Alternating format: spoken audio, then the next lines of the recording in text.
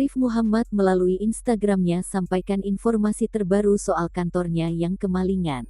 Di mana dalam aksinya, seorang maling diduga berjenis kelamin laki-laki mengambil sebuah sepeda.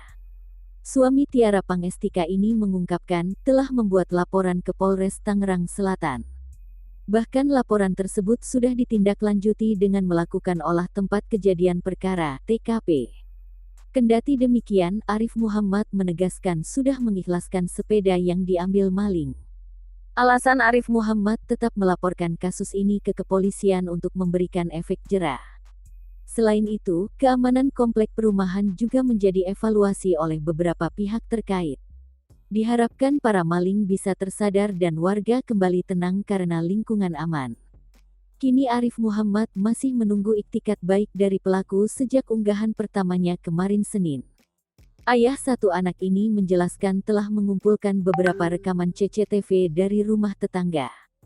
Tak sampai di situ, pihak kepolisian juga berhasil menemukan sidik jari pelaku.